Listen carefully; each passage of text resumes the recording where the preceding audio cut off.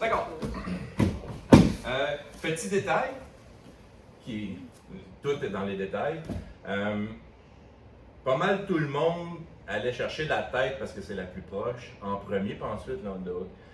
En fait, au-delà du fait que c'est l'inverse qu'il faut faire, c'est que si je manque la tête, tout continue. Si je manque le underhook, le guard pass peut foirer parce qu'il va reprendre son underhook. Donc, lui va rentrer son bras en dessous du mien, puis il va s'en aller au loin.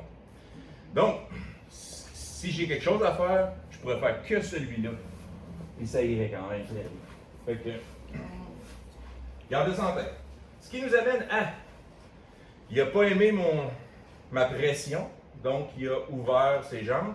La bonne chose à faire généralement pour lui, c'est si possible d'avoir une grip ici, puis d'avoir ces pieds-là. Donc, l'univers du guard pass c'est tellement vaste que ça en devient ça devient au goût du jour. Ça dépend de ce que vous voulez faire, ça dépend de votre style et tout ça. Il y en a qui sont de base, mais si je vous projette comme 5 ans dans le futur, vous allez avoir comme 2 guard pass. C'est quand la garde est fermée, puis quand la garde est ouverte. Tout ça, ça devient des concepts. Fait que, tu sais, on bloque d'un bord, puis on tourne autour du point, peu importe. Fait que, l'idée à faire ici, il y a des gens qui se lèvent, parce que là, ça serait le moment. Tu sais, je ne suis plus dans une garde fermée, je peux me lever. Tant que je le fais en gardant une posture. Donc, puis pas me faire envoyer d'un côté ou de l'autre, que mes pieds ne sont pas sur la même ligne, donc sont décalés, comme en striking, puis que je garde un ancrage avec le sol, parce que je retourne au sol après. En gui, en tout cas, c'est essentiel.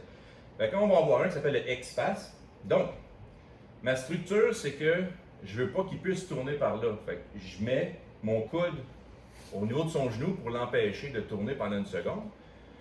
Je tiens sa jambe à l'extérieur. Et là, je me lève côté bras en premier. Si je me lève de l'autre côté, je suis instable par là. Puis en plus, éventuellement, il pourrait peut-être me faire un bar s'il tire fort. OK? Fait que je lève côté bras, ce qui vient solidifier l'idée qu'il ne peut pas tourner. Et je me lève. Et là, je suis décalé. Donc là, il peut plus. Il peut toujours aller me crocheter, mais ça ne me dérange pas. Fait que là, le X-Pass, c'est que mes bras vont faire un X. Fait que je vais faire un grand kick ici. Je vais ramener ça là et je vais tasser la jambe. Donc, ça a l'air simple et inefficace. Ça marche très bien. Donc, je vais le mettre sur ma hanche ou peu importe. T'es mieux sur ma hanche. OK. Bon. Comme ça, tu contrôles un peu plus. Puis, donc, il faut que je passe ce mur-là. C'est pour ça que je vais cliquer ici, tasser la jambe, venir ici, coller.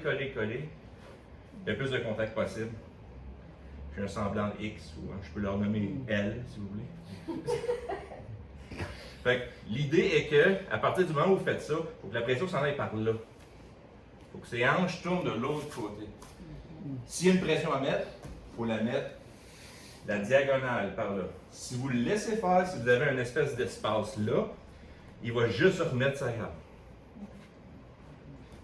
Donc, je me suis levé, j'ai continué de framer ici, j'étais là, je prends l'extérieur parce que je vais pousser, même ça pourrait être plus bas si vous voulez, ici, puis je m'en vais là. Je maintiens la jambe jusqu'à ce que j'ai mis mon genou au sol. Parce que c'est là qu'il peut toujours reprendre sa garde. Quand mon genou est au sol, là, reprendre sa garde, ça va être difficile. Fait, surtout si je retourne vers mon underhook après. Good? C'est ça? 3, 1, 2, 3! Un jour, Eric, il va le faire.